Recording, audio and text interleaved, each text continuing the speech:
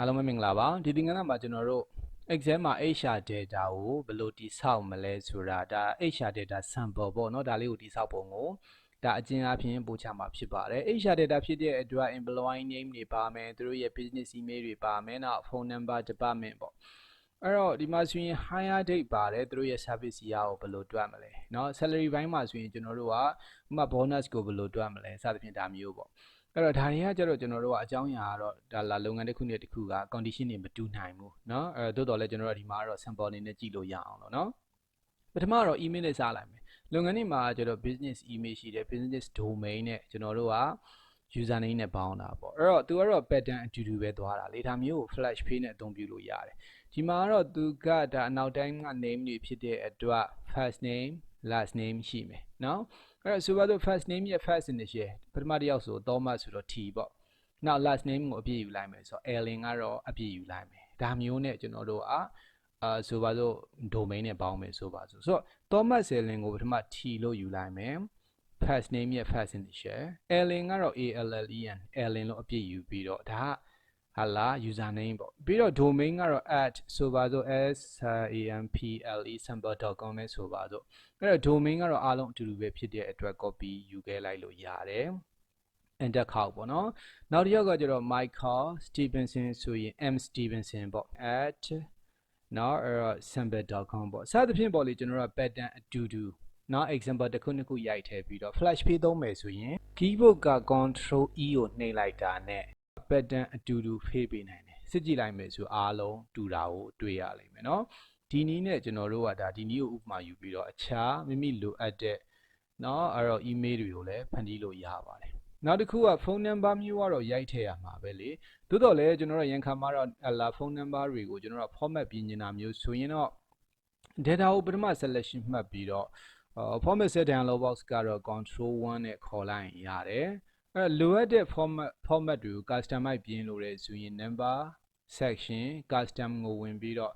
ကျွန်တော်တို့ကဒီ type အောက်မှာကစားချလိုချင်တဲ့ pattern ကိုရိုက်ထည့်ရုံပဲဆိုပါတော့09နဲ့စမယ်အားလုံးကပြီးတော့ space hyphen space เนาะပြီးတော့မှ place ဆိုတာကတော့ကျွန်တော်တို့က hash ကိုဒါဟလာသုံးလုံးတွဲပေါ့เนาะစုစုပေါင်း9လုံးရှိတာဖြစ်တဲ့အတွက်သုံးလုံးတွဲကို space ခံပြီးတော့ရိုက်လိုက်မယ်နောက်ပြီးတော့ okay လို့ပေးမယ်ဆိုပါတော့ဒါဆိုရင်ကျွန်တော်တို့ပြင်ထားတဲ့ format အတိုင်းပဲ09 space hyphen space နဲ့စသုံးလုံးတွဲ space နဲ့ခွဲပြီးတော့ပြလို့ရတယ်เนาะနောက် department လိုမျိုးပေါ့ department ကတော့သူကဒါ department 5ခုရှိတယ်ဆိုရင်အဲ့ဒီ5ခုကိုပဲထက်ကတလဲလဲရိုက်ထည့်နေရတာအဲ့လိုထက်ကတလဲလဲရိုက်ထည့်နေတဲ့ data တွေအတွက်ကတော့ data validation နဲ့ drop down ယူထားတဲ့တာဖြစ်တဲ့အတွက်ပထမတော့ကျွန်တော်တို့က data ကို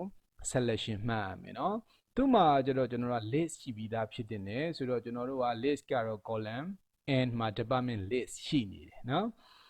အဲ့တော့ data validation ကိုသုံးမယ်ဆိုရင် report မှာ data tab ကိုသွားပထမလိုအပ်တဲ့ range ကို selection မှတ်ထားရတယ်เนาะ data tools group မှာ data validation ရှိတယ်လေเนาะတစ်ချက်ကလစ်ပြီးတော့ u data validation မှာကျတော့ setting မှာ allow any value စာ list ကိုရွေးเนาะ source မှာကာစာချပြီးတော့အဲ့တော့ကျွန်တော်တို့ရှိနေတဲ့ source ပေါ့လေဒီမှာဆိုရင် column n မှာရှိနေတဲ့ source ကို selection မှတ်ပြီးတော့ data validation dialog box မှာ okay လို့ပေးလိုက်တာနဲ့ selection area မှာ data validation criteria ဝင်သွားပြီ drop down ကနေပြီးတော့မိမိလိုချင်တဲ့ employee တူးချင်းစီရဲ့เนาะအဲ့တော့ဒါသူတို့တာဝန်ထမ်းဆောင်တဲ့ department ကိုเนาะအလွယ်တကူပဲ drop down list ကနေပြီးတော့ယူရေးသွားလို့ရတယ်အမှားယွင်းမရှိတော့ဘူးအချိန်မကုန်တော့ဘူးเนาะဒီနည်းနဲ့ကျွန်တော်တို့ကအချိန်ရင်ထပ်ထပ်ရိုက်ထည့်နေရတဲ့အကြောင်းအရာတွေကို data validation ယူထားလို့ရပါတယ်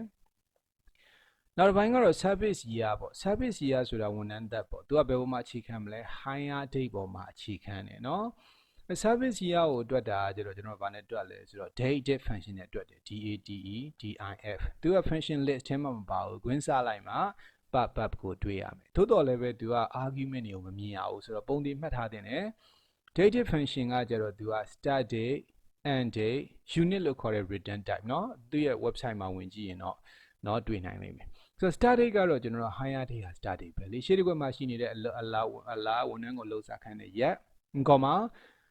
and date ကကြတော့ bulletin function today နဲ့ယူရမယ်เนาะအဲ့တော့ TODAY today function ကိုယူဖို့လိုတယ်ဘာဖြစ်လို့လဲနေ့တိုင်းဟာ today ပဲလေ နော်အဲ့တော့အမြဲတမ်းပဲ update ဖြစ်နေဖို့အတွက် today function ယူရပါတယ်today function မှာ gwin စား gwin ပိတ်ပါပါတယ် comma return type ကတော့ပုံမှန်အဖြစ်ကတော့ year နဲ့ပဲပြတာနော်အဲ့တော့ year နဲ့ပြခြင်းရင် double quote နဲ့ double quote နှစ်ခုကြားမှာ y လို့ရေးရတယ်မှတ်နဲ့ပြခြင်းရင် m နဲ့ကိုစားပြု day နဲ့ပြခြင်းရင် d နဲ့ကိုစားပြုရန်ခါမှာတော့ရက်လနှစ်လို့နော်ပြခြင်းတာမျိုးရှိနိုင်တယ်အဲ့ဒါကျတော့ကျွန်တော်တို့ရက်ကိုဘယ်လိုတွဲရမလဲဟဲ့လားsorry နှစ်ကိုဘယ်လိုတွဲရမလဲနှစ်ကဆွန်းတဲ့လကိုဘယ်လိုတွဲရမလဲလဆွန်းတဲ့ရက်ကိုဘယ်လိုတွဲရမလဲဆိုတာကျွန်တော်တို့ရဲ့ Facebook မှာအပြည့်အစုံတင်ထားတာရှိရနော်ဒီ function အကြောင်းကိုအဲ့ဒါကိုပဲဝင်ကြည့်ရပါမယ်နော်ဒီမှာတော့ sample ပဲဖြစ်တဲ့အတွက်အချင်းပဲပြောပါမယ်အဲ့တော့ဒီမှာရည်ရနဲ့ပြမယ်ဆိုကျွန်တော်တို့က double quote ကြားမှာ y လို့ရိုက်တဲ့နော်အဲ့ဒါ gwin ပိတ်ပေါ့ပြီးတော့ enter ခောက်လိုက်တဲ့အခါမှာပထမတစ်ယောက်ကတော့11 years ပေါ့နော်ဒါကျွန်တဲ့ record တွေကို copy ကူးလိုက်တာနဲ့ဝန်ထမ်းတူချင်းစီရဲ့နော် service year ကိုရမှာဖြစ်ပါတယ်နော်နောက်တစ်ခုက salary တွေနဲ့ပတ်သက်ပြီးတော့ပြောမယ်ဆိုရင် salary ကတော့သူက basic salary ရှိတယ်ဒီမှာတွေ့ရတာ annual salary ပေါ့နော်သူ့မှာကျတော့ကျွန်တော်တို့ bonus ကိုတွက်ချင်တာဖြစ်နိုင်တယ်ရန်ခါမှာ overtime ကိုတွက်ချင်တာဖြစ်နိုင်တယ်เนาะရန်ခါမှာတော့ deduction ကိုတွက်ချင်တာဖြစ်နိုင်တယ်ဒီမှာကျွန်တော်တို့စဉ်းစားလို့ရအောင် condition တစ်ခုသို့မဟုတ်နှစ်ခုပေါ်မှာအခြေခံပြီးတော့ bonus ကိုဘယ်လိုတွက်မလဲပေါ့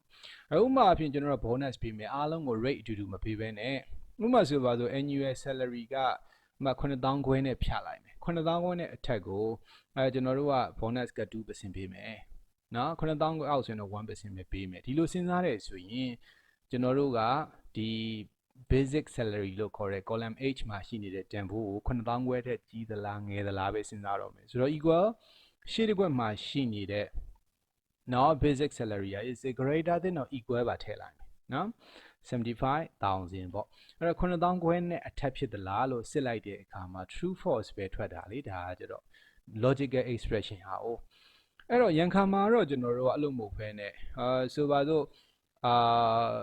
condition တစ်ခုတည်းပေါ်မှာမဟုတ်ဘူးဆိုပါစို့ job rating ပေါ်မှာလည်းအခြေခံအောင်မယ်ဆိုပါစို့အဲ့တော့ job rating 3နဲ့အထက်ဖြစ်သလား3နဲ့အထက်ဖြစ်ရင်ကျွန်တော်တို့ကဟလာဒီ bonus ပေးမယ် basic salary ကလည်းသူက9000ခွဲနဲ့အထက်ဖြစ်ရင်ပေးမယ်ဆိုပါစို့အဲ့လိုမျိုးကျွန်တော်တို့က condition တစ်ခုမကစစ်လို့ရဆိုရင်တော့ and သို့မဟုတ် or function ထဲမှာထည့်ရတယ်နော် condition နှစ်ခုလုံးမှန်မှ true လို့ထုတ်မယ်ဆိုရင် and ကိုသုံးတစ်ခုမှန်ရင်ကို true လို့ထွက်ချင်တယ်ဆိုရင် or ကိုသုံးဒီမှာကျွန်တော်တို့က or နဲ့စစ်လိုက်မယ်နော်ပထမတစ်ခုကတော့ဒါ salary ပေါ်မှာအခြေခံထားတာ comma ရေးပြီးတော့ဒုတိယတစ်ခုကကျတော့ဆိုပါစို့ရှေ့တစ်ခွက်ကြော်မှာရှိနေတဲ့ job rating ဟာ is it greater than or equal to 3ဖြစ်သလားနှစ်ခုစစ်လိုက်မယ်ဆိုရင်လည်း true false ပဲထွက်မှာပဲလေအဲ့တော့ true ဆိုတာကကျတော့ကျွန်တော်တို့စစ်လို့တဲ့ condition ကမှန်တယ်ပေါ့ဒီနည်းအားဖြင့်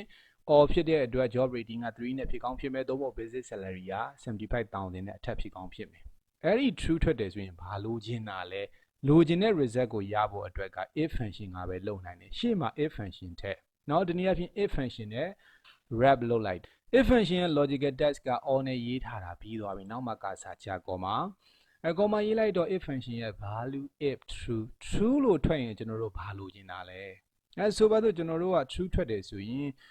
ကျွန်တော်တို့က 2% ဟာလာဒါ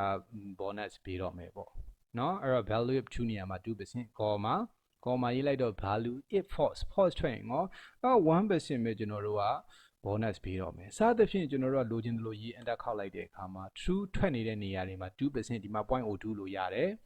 false ထွက်နေတဲ့နေရာမှာ 0.01 လို့ရတယ် bonus ကိုတန်းလို့ခြင်းနဲ့ဆိုရင်တော့နောက်မှာအမြောက်ထည့်ပြီးတော့ basic salary နဲ့ဟလာမြောက်ပါမယ်ပေါ့ enter ခောက်လိုက်တဲ့အခါမှာ